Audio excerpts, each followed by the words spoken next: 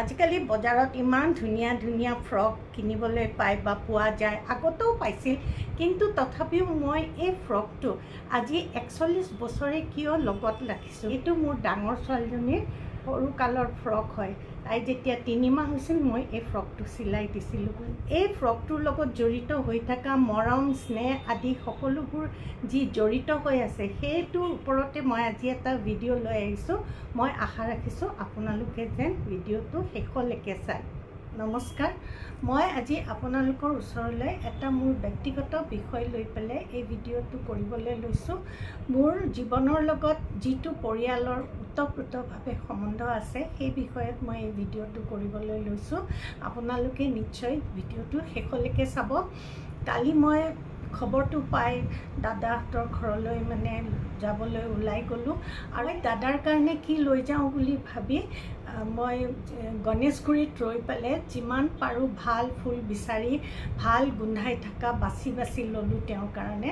দাদাই খুব ফুল ভাল পাইছিল আৰু সেইকাৰণে মই ভাবিলোঁ তেওঁৰ কাৰণে মই ফুলেই লৈ যাওঁ। তেওঁলোকে ঘৰতো বহুত ফুল কৰে, সেইকাৰণে তেওঁৰ কাৰণে ফুলকে লৈ মই তেওঁলোকৰ ঘৰলৈ বুলি গ'লোঁ। আৰু ঘৰলৈ গৈ মোৰ ইমান মনটো বেয়া লাগিছে। সদায় হাঁহি দাদা ওলাই আহে, কিন্তু আজি দাদা আমাৰ মাজত নাই।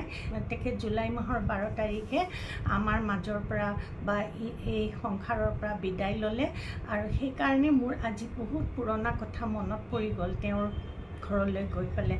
তাকে মই আজি আপোনালোকৰ ওচৰত ক'বলৈ গৈ আছোঁ। দাদাক মই লগ পাইছিলোঁ 1983 চনত, যেতিয়া প্ৰথম বিয়া হৈ মই 151 বেছ হস্পিটেলত থকাকৈ গৈছিলোঁ, কাৰণ তাত মোৰ হাজবেণ্ডেও কাম কৰিছিলে।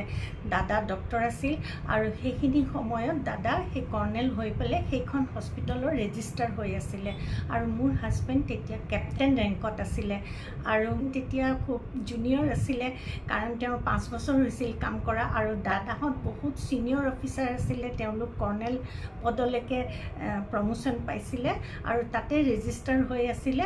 কিন্তু সেই সময়ত অসমীয়া মানুহ পাই মোৰ খুবেই ভাল লাগিছিল। কাকতি বাইদেউ বহুত হেল্পফুল মানুহ হয়।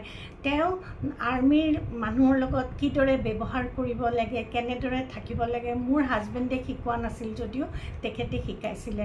কাৰণ যদিও মই সৰুৰে পৰা পুলিচ ৰিজাৰ্ভত থাকি ডাঙৰ হোৱা, কিন্তু পুলিচ আৰু আৰ্মিৰ মাজত বহুত পাৰ্থক্য আছে। আৰু তেতিয়াৰ সময়ততো আৰ্মি বহুত ষ্ট্ৰিক্ট আছিলে আৰু মই গৈয়ে কিছুদিনৰ পিছত প্ৰেগনেণ্ট হৈছিলোঁ আৰু তেনেকুৱা অৱস্থাত মোৰ হাজবেণ্ড বাৰে বাৰে বহুত টেম্প'ৰাৰী ডিউটিৰ কাৰণে বাহিৰলৈ গৈছিলে আৰু সেই সময়ত মোৰ মনোবল বঢ়াইছিলে এই কাকতি বাইদেৱে। মোৰ ডাঙৰ ছোৱালীজনী জন্ম হওঁতেও মোৰ হাজবেণ্ড নাছিল। 3 মাহ 10 দিনৰ পিছতহে তেওঁ আহিছিল আৰু 3 মাহ 10 দিনৰ পিছত আহি তেওঁ এই ফটোকেইখন তুলিছে। এয়া 11 জুন 84 হয়, তাই ফেব্ৰুৱাৰীত জন্ম হৈছিল। সেইখিনি অৱস্থাতো তেওঁলোকে মোক বহুত উৎসাহ মনোবল দিছিল, কাৰণ সেইখিনি সময়ত মোবাইল নাছিল। গতিকে কিমান প্ৰব্লেম হৈছিল আপোনালোকে ভাবকচোন।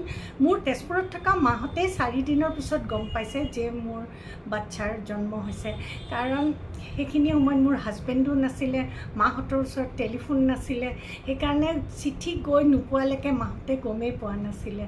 মোৰ গুৱাহাটীত থকা মানুহখিনিও গম পোৱা নাছিলে। গতিকে কিমান দিগদাৰ হৈছিল তেনে সময়ত। এনেধৰণৰ যদি লোক নাথাকে কেনেকুৱা বিপদ হ'ব পাৰে আপোনালোকে ভাবি চাওকচোন। এনেকুৱা বিপদত মই সাৰথীৰ নিচিনা এওঁলোকক পাইছিলোঁ। গতিকে মই আজিও পাহৰিব পৰা নাই আৰু কেতিয়াও নাপাহৰোঁ। আৰ্মিত সাধাৰণতে যিটো ৰেংক সেইটো আগত লৈ তাৰ টাইটেলটো লৈ পেলাই মাতে, যেনেকৈ কৰ্ণেল কাকতি, মিছেছ কাকতি এনেকৈয়ে মাতে। মই কিন্তু তেওঁলোকক বাইদেউ দাদা বুলিয়েই কৈছিলোঁ, কেতিয়াও মিছেছ কাকতি বুলি নকৈছিলোঁ। আৰু দাদাহঁতেও অকণো বেয়া পোৱা নাছিলে, তেওঁলোকেও মোক খুব মৰম কৰিছিলে।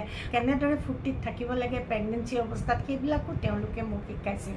আৰু যেতিয়া এওঁ নাথাকে, বাহিৰলৈ যায়, বহুত দিনৰ কাৰণে যায়, কেতিয়াবা 2-3 দিনৰ কাৰণে যায়, কেতিয়াবা 15, 1 মাহ, 2 মাহ, 3 মাহ এনেকৈ যায়, তেতিয়া তেওঁলোকে মোক তেওঁলোকৰ ঘৰত প্ৰায় লৈ যায়, ৰাখে।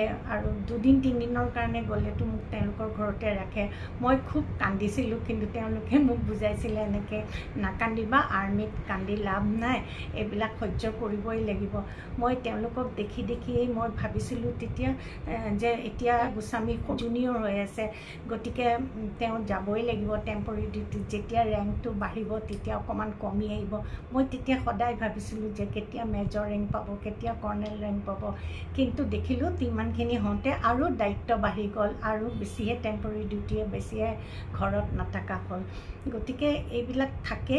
কিন্তু সেই অৱস্থাত মোক বহুত সহায় কৰিছিলে এই কাকতি বাইদেউ। দাদাৰ নাম আছিলে ডক্টৰ ৰাজেন্দ্ৰ প্ৰসাদ কাকতি, কিন্তু আমি তেওঁক কৰ্ণেল কাকতি বুলিয়ে জানিছিলোঁ। আৰু এতিয়াহে গম পাইছোঁ যে তেওঁৰ নামটো ৰাজেন্দ্ৰ প্ৰসাদ কাকতি আছিল আৰু বাইদেউৰ নামটো নৱমল্লিকা কাকতি বুলি। কাৰণ তেওঁক সদায় মণি বা মই বাইদেউ বুলিয়ে মাতিছিলোঁ। আৰু সেই বাইদেৱে মোৰ যেতিয়া প্ৰথম সন্তানটো জন্ম হৈছিলে, তেতিয়া তেওঁ যিটো ফ্ৰক দিছিল মোক, সেইটো মই আজিলৈকে ৰাখিছোঁ।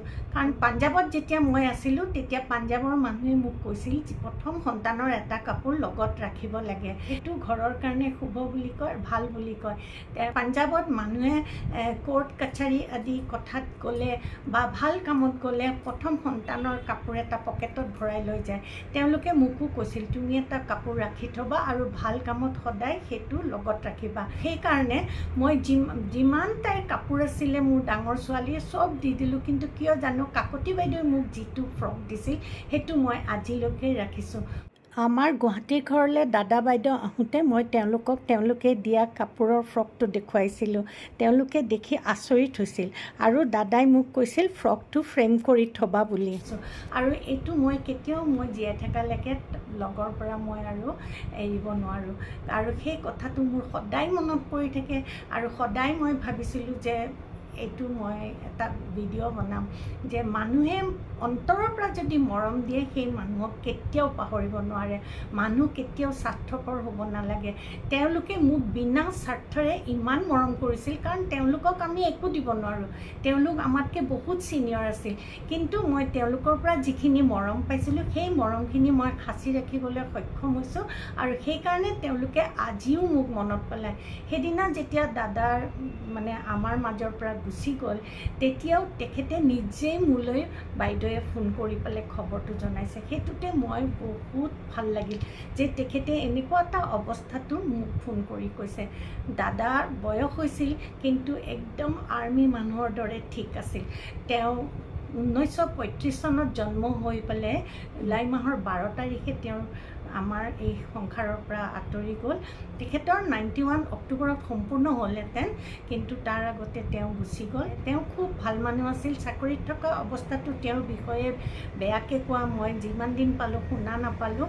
আৰু তেওঁক এদিন হঠাৎ গুৱাহাটীৰ বেছ হস্পিটেলতে আমি লগ পালোঁ। তাৰপিছত আমি ফোন নম্বৰৰ আদান প্ৰদান কৰিলোঁ, আৰু তাৰ পিছৰ পৰা এতিয়ালৈকে আমি তেওঁলোকৰ লগত জড়িত হৈ আছোঁ। আৰু তেওঁলোকেও আমাক পাহৰা নাই। বাইদেৱেও মোক এতিয়াও 15 দিন, এমাহ, 2 মাহৰ মাজে মাজে মই নকৰিলেও বাইদেৱে মোক ফোন কৰি থাকে।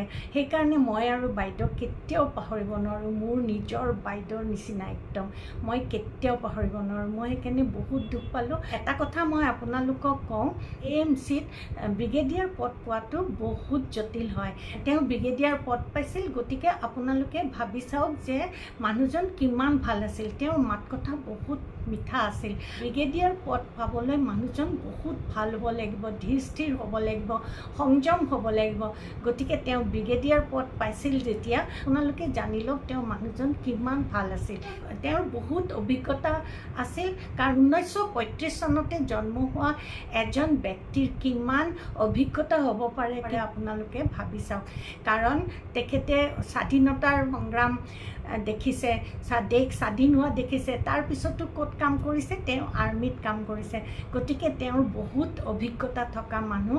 সেইকাৰণে এনেকুৱা মানুহবোৰ গুচি গ'লে, যদিও বয়সত গৈছে, আমাৰ মাজৰ পৰা গুচি গ'লে বহুতেই বেয়া লাগে। গতিকে মই আজি তেওঁক শ্ৰদ্ধাঞ্জলি জনাই এই ভিডিঅ'টো বনালোঁ। আপোনালোকে তেওঁৰ আত্মাৰ শান্তিৰ বাবে প্ৰাৰ্থনা কৰিব। তেওঁ পত্নী, 2জন পুত্ৰ সন্তান, বোৱাৰী আৰু নাতিক এৰি এই সংসাৰৰ পৰা বিদায় লয়। ধন্যবাদ।